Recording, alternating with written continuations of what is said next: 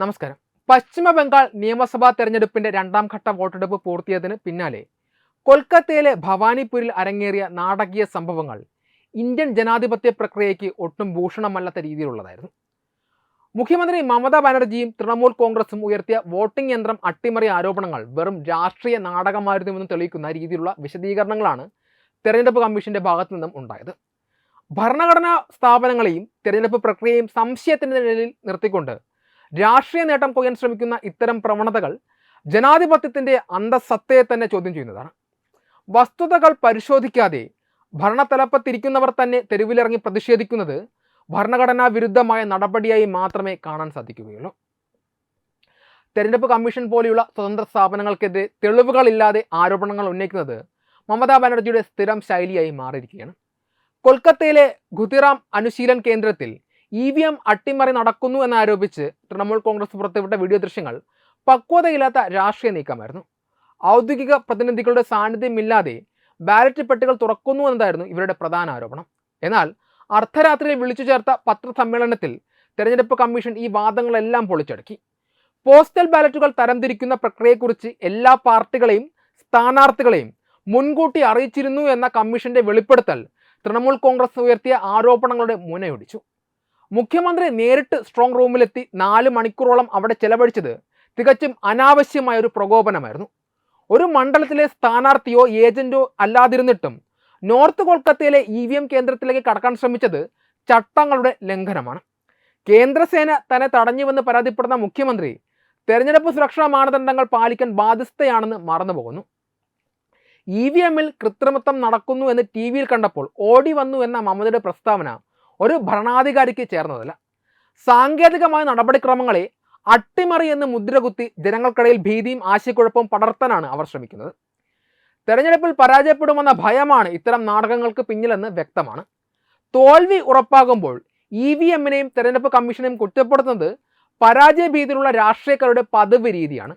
Commission പക്ഷാപാതപരമായി പെരുമാറുന്നുവെന്നും BJPയുമായി ചേർന്ന് അട്ടിമറിക്ക് ശ്രമിക്കുന്നുവെന്നുമുള്ള ആരോപണങ്ങൾ ജനപിന്തുണ നഷ്ടപ്പെട്ടുകൊണ്ടിരിക്കുന്ന ഒരു പാർട്ടിയുടെ നിലവിളിയായി മാത്രമേ കാണാൻ കഴിയൂ.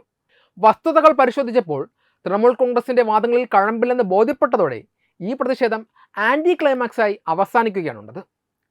ജനാധിപത്യ പ്രക്രിയയിൽ വിശ്വസിക്കുന്ന ഒരു ഭരണാധികാരി ചെയ്യേണ്ടത് നിയമപരമായ മാർഗങ്ങളിലൂടെ പരാതികൾ പരിഹരിക്കുക എന്നതാണ്. അല്ലാതെ തെരുവിലിറങ്ങി കേന്ദ്രസേനയുമായി വാക്കുതർക്കത്തിൽ ഏർപ്പെടുകയല്ല. മമതാ ബാനർജിയുടെ ഈ EVM നാടകം ബംഗാളിലെ വോട്ടർമാരെ തെറ്റിദ്ധരിപ്പിക്കാനുള്ള ഒരു തന്ത്രം മാത്രമായിരുന്നു. തെരഞ്ഞെടുപ്പ് കമ്മീഷൻ കൃത്യമായ മറുപടി നൽകിയതോടെ മുഖം നഷ്ടപ്പെട്ട മുഖ്യമന്ത്രിക്ക് ഒടുവിൽ സ്ട്രോങ് റൂമിന് പുറത്തിറങ്ങേണ്ടി വന്നു. ഇത്തരം അടിസ്ഥാനരഹിതമായ ആരോപണങ്ങൾ ഉന്നയിക്കുന്നതിലൂടെ മമതാ ബാനർജി അപമാനിക്കുന്നത് ഇന്ത്യൻ ജനാധിപത്യത്തെയും അത് കാത്തുസൂക്ഷിക്കുന്ന ലക്ഷക്കണക്കിന് ഉദ്യോഗസ്ഥരെയുമാണ്. വരും ദിവസങ്ങളിൽ ഇത്തരം രാഷ്ട്രീയ നാടകങ്ങൾ ജനങ്ങൾ തിരിച്ചറിയുകയും തള്ളിക്കളയുകയും ചെയ്യുമെന്നത് ഉറപ്പായ കാര്യമാണ്. പശ്ചിമ ബംഗാൾ നിയമസഭാ തെരഞ്ഞെടുപ്പിന്റെ ഫലം വരാനിരിക്കെ മുഖ്യമന്ത്രി മമതാ ബാനർജിയും തൃണമൂൽ കോൺഗ്രസും നേരിടുന്നത് അവരുടെ രാഷ്ട്രീയ ചരിത്രത്തിലെ തന്നെ ഏറ്റവും വലിയ അതിജീവന പോരാട്ടമാണ്. 10 വർഷത്തിലധികമായി ബംഗാൾ ഭരിക്കുന്ന ഒരു പാർട്ടിക്ക് നേരിടേണ്ടി വരുന്ന സ്വാഭാവികമായ ഭരണവിരുദ്ധ വികാരവും BJPയുടെ ശക്തമായ മുന്നേറ്റവും മമതയുടെ രാഷ്ട്രീയ ഭാവിക്കുമേൽ വലിയൊരു ചോദ്യചിഹ്നം ഉയർത്തുന്നുണ്ട്. പ്രത്യേകിച്ചും മറ്റ് പല ഇന്ത്യൻ സംസ്ഥാനങ്ങളിലും BJP തങ്ങളുടെ ഭരണം ഉറപ്പിക്കുകയും അവിടങ്ങളിൽ ഭരണ തുടർച്ച നേടുകയും ചെയ്യുന്ന സാഹചര്യം ബംഗാളിലും ആവർത്തിക്കുമോ എന്ന ഭീതി തൃണമൂൽ ക്യാമ്പുകളിൽ ശക്തമാണ്. തോൽവി ഉറപ്പാകുമ്പോൾ EVMനെയും തെരഞ്ഞെടുപ്പ് കമ്മീഷനെയും കുറ്റപ്പെടുത്തി തെരുവിലിറങ്ങുന്ന മമതയുടെ നാടകം ഈ പരാജയ ഭീതിയുടെ ഒടുവിലത്തെ ഉദാഹരണമായി മാത്രമേ കാണാൻ കഴിയൂ. ഈ തെരഞ്ഞെടുപ്പിൽ മമതാ ബാനർജി പരാജയപ്പെടുകയാണെങ്കിൽ അത് തൃണമൂൽ കോൺഗ്രസ് എന്ന പാർട്ടിയുടെ തന്നെ അന്ത്യത്തിന് വഴിതെളിച്ചേക്കാം. മമതാ ബാനർജി എന്ന ഒറ്റ വ്യക്തിയുടെ കരുത്തിലും സ്വാധീനത്തിലുമാണ് തൃണമൂൽ കോൺഗ്രസ് നിലനിൽക്കുന്നത്. ഒരു തോൽവി സംഭവിക്കുന്ന പക്ഷം പാർട്ടിയിലുള്ള വലിയൊരു വിഭാഗം നേതാക്കൾ BJPയിലേക്കോ മറ്റ് പാർട്ടികളിലേക്കോ ചേക്കേറാൻ സാധ്യതയുണ്ട്. ഇതിനകം തന്നെ പാർട്ടിക്കുള്ളിലെ ആഭ്യന്തര തർക്കങ്ങളിലും അഴിമതി ആരോപണങ്ങളിലും തൃണമൂൽ തളർന്നിരിക്കുകയാണ്. പരാജയപ്പെട്ടാൽ ഒരു പ്രതിപക്ഷ നേതാവ് എന്ന നിലയിൽ പിടിച്ചു നിൽക്കാൻ മമതയ്ക്ക് എത്രത്തോളം സാധിക്കുമെന്നത് സംശയകരമാണ്. BJP ഭരിക്കുന്ന ഉത്തർപ്രദേശ്, മധ്യപ്രദേശ് തുടങ്ങിയ സംസ്ഥാനങ്ങളിലെ മാതൃകയിൽ ബംഗാളിലും ഒരു ഭരണമാറ്റം സംഭവിച്ചാൽ അത് തൃണമൂലിൻ്റെ സംഘടനാ സംവിധാനത്തെ പൂർണ്ണമായും തകർക്കും. മമതാ ബാനർജിയുടെ രാഷ്ട്രീയ ശൈലി പലപ്പോഴും സംഘർഷാത്മകമാണ്. കേന്ദ്ര സർക്കാരുമായും ഗവർണറുമായും നിരന്തരം കൊമ്പുകോർക്കുന്ന രീതി അവർക്ക് ഭരണകാലത്ത് ചിലപ്പോൾ ഗുണം ചെയ്തിട്ടുണ്ടാകാം. എന്നാൽ അധികാരം നഷ്ടപ്പെട്ടാൽ ഈ ശൈലി അവർക്ക് തിരിച്ചടിയാകും.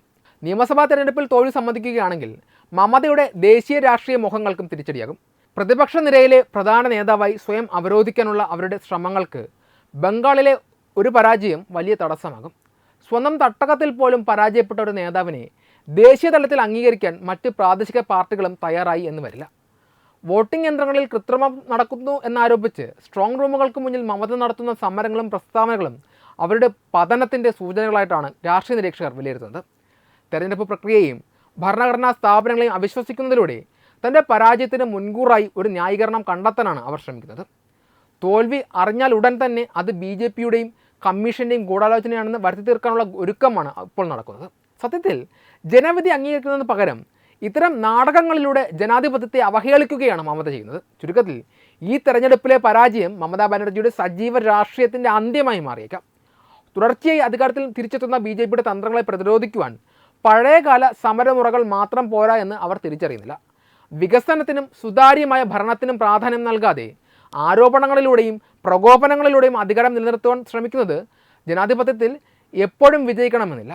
ബംഗാളിലെ ജനങ്ങൾ മാറ്റത്തിനായി വോട്ട് ചെയ്താൽ മമതയുടെ ഈ രാഷ്ട്രീയ നാടകങ്ങൾ വെറും ചരിത്രരേഖകളായി മാത്രം അവശേഷിക്കും.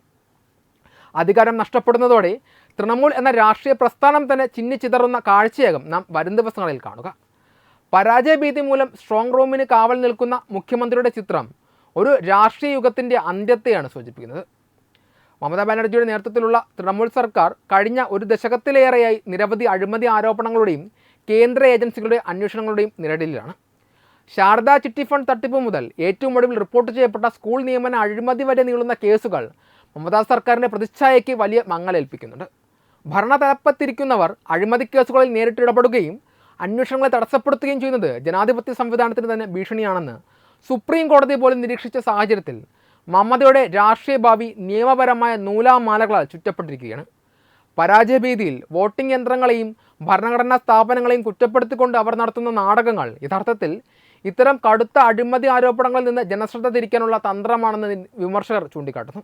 മമതാ ബാനർജി ജയിലിൽ പോകുവാൻ സാധ്യതയുണ്ടോ എന്നത് പൂർണ്ണമായും വരാനിരിക്കുന്ന അന്വേഷണങ്ങളെയും കോടതി വിധികളെയും ആശ്രയിച്ചിരിക്കും. എങ്കിലും അവരുടെ മന്ത്രിസഭയിലെ പ്രമുഖരായ പാർത്ഥ ചാറ്റർജി, ഫിർഹാദ് ഹക്കീം, മദൻ മിത്ര തുടങ്ങിയവർ അഴിമതി കേസുകളിൽ ജയിൽവാസം അനുഭവിച്ചവരോ ഇപ്പോഴും അന്വേഷണം നേരിടുന്നവരോ ആണ്. പശ്ചിമ ബംഗാളിലെ സ്കൂൾ സർവീസ് കമ്മീഷൻ വഴി നടന്ന അധ്യാപക നിയമന അഴിമതിയിൽ കോടിക്കണക്കിന് രൂപയാണ് പിടിച്ചെടുത്തത്. തൻ്റെ ഏറ്റവും അടുത്ത വിശ്വസ്തർ ഓരോരുത്തരായി പിടിയിലാകുമ്പോഴും തനിക്കൊന്നും അറിയില്ല എന്ന മമതയുടെ നിലപാട് ഒട്ടും വിശ്വസനീയമല്ല. ശാരദ, റോസ് വാലി തുടങ്ങിയ ചിട്ടി ഫണ്ട് തട്ടിപ്പുകളിലൂടെ പാവപ്പെട്ട ജനങ്ങളുടെ 10,000 കോടി രൂപയാണ് നഷ്ടപ്പെട്ടത്. ഈ തട്ടിപ്പുകൾക്ക് പിന്നിൽ തൃണമൂൽ നേതാക്കൾക്ക് പങ്കുണ്ടെന്ന ആരോപണം കാലങ്ങളായി നിലനിൽക്കുന്നു. നാരദ സ്റ്റിംഗ് ഓപ്പറേഷനിൽ തൃണമൂൽ നേതാക്കൾ പരസ്യമായി പണം വാങ്ങുന്ന ദൃശ്യങ്ങൾ പുറത്തു വന്നിട്ടും അതിനെ രാഷ്ട്രീയ വേട്ടയാടൽ എന്ന് വിളിച്ച് പ്രതിരോധിക്കാനാണ് മമത ശ്രമിച്ചത്. ഈ കേസുകളിലെല്ലാം അന്വേഷണം മുഖ്യമന്ത്രിയുടെ ഓഫീസിലേക്ക് നീളുന്നത് തടയുവാൻ സർക്കാർ സംവിധാനങ്ങളെ ദുരുപയോഗം ചെയ്യുന്ന കാഴ്ചയാണ് നാം കണ്ടതും. ഐപാക് ഓഫീസുകളിൽ എൻഫോഴ്സ്മെൻറ്റ് ഡയറക്ടറേറ്റ് നടത്തിയ പരിശോധന തടയുവാൻ ശ്രമിച്ച മമതയുടെ നടപടിയെ സുപ്രീം കോടതി രൂക്ഷമായി വിമർശിച്ചിരുന്നു. ഒരു മുഖ്യമന്ത്രി തന്നെ അന്വേഷണത്തിൽ ഇടപെടുന്നത് അസാധാരണമായ സാഹചര്യമാണ് എന്നാണ് കോടതി നിരീക്ഷിച്ചത്.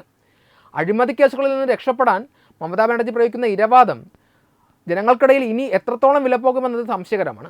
തിരഞ്ഞെടുപ്പ് തോൽവിക്ക് മുൻപായി EVMനെ കുറ്റപ്പെടുത്തുന്നത് പോലെ അഴിമതി കേസുകളിൽ കുടുങ്ങുമ്പോൾ കേന്ദ്ര സർക്കാരിനെ കുറ്റപ്പെടുത്തുക എന്നത് അവരുടെ സ്ഥിരം പരിപാടിയായി മാറിയിരിക്കുന്നു. എന്നാൽ കോടതികളുടെ കർശനമായ ഇടപെടലുകളും അന്വേഷണ ഏജൻസികൾ ശേഖരിച്ച തെളിവുകളും മമതയ്ക്ക് വരും ദിവസങ്ങളിൽ വലിയ തിരിച്ചടിയാകാൻ സാധ്യതയുണ്ട്. നിയമത്തിന് മുന്നിൽ എല്ലാവരും തുല്യരാണ് എന്നിരിക്കെ അഴിമതിക്ക് കൂട്ടുനിന്നവരോ അത് മറച്ചുവെക്കാൻ ശ്രമിച്ചവരോ ആയ ആർക്കും ജയിൽവാസം ഒഴിച്ചുകൂടാനാവാത്ത ഒന്നായി മാറിയേക്കും. ചുരുക്കത്തിൽ മമതാ ബാനർജി സർക്കാരിന് കീഴിൽ നടന്നത് സംഘടിതമായ അഴിമതിയാണെന്ന ആരോപണം ശക്തമാണ്. ഓരോ തവണയും അന്വേഷണം മുറുകുമ്പോൾ വൈകാരികമായ പ്രസംഗങ്ങളിലൂടെയും തെരുവ് യുദ്ധങ്ങളിലൂടെയും ജനശ്രദ്ധ മാറ്റാനാണ് മമത ശ്രമിക്കുന്നത്. ഈ രാഷ്ട്രീയ നാടകങ്ങൾ കൊണ്ട് നിയമപരമായ നടപടികളിൽ നിന്ന് എത്ര കാലം അവർക്ക് രക്ഷപ്പെടാൻ കഴിയുമെന്നത് കണ്ടറിയണം. ബംഗാളിലെ ജനങ്ങൾ അഴിമതിയിൽ മടുത്തിരിക്കുകയാണ് എന്നും അത് തെരഞ്ഞെടുപ്പ് ഫലങ്ങളിൽ പ്രതിഫലിക്കുമെന്നതും ഉറപ്പായ കാര്യമാണ്. അഴിമതിയിൽ മുങ്ങിയ ഒരു ഭരണകൂടത്തിന് എത്ര വലിയ നാടകങ്ങൾ നടത്തിയാലും സത്യത്തിൽ നിന്ന് അധികാരകാലം ഒളിച്ചോടാൻ കഴിയില്ല. വെബ് ഡെസ്ക് തത്തുമൈ ന്യൂസ്.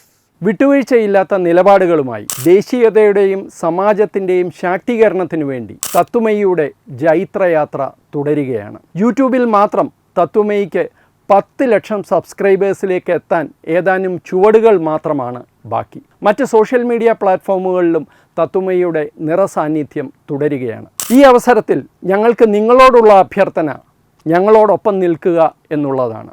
നിങ്ങൾ ഉപയോഗിക്കുന്ന ഏത് സോഷ്യൽ മീഡിയ പ്ലാറ്റ്ഫോം ആണെങ്കിലും ഞങ്ങളുടെ വരിക്കാരാകുക, ഞങ്ങളെ സബ്സ്ക്രൈബ് ചെയ്യുക. നിങ്ങളുടെ സുഹൃത്തുക്കളിലേക്ക് തത്വമയിയുടെ ഈ സന്ദേശം പ്രചരിപ്പിക്കുക. ഞങ്ങളോടൊപ്പം നിൽക്കൂ, രാഷ്ട്രത്തോടൊപ്പം നിൽക്കൂ, ദേശീയതയ്ക്കൊപ്പം സഞ്ചരിക്കൂ.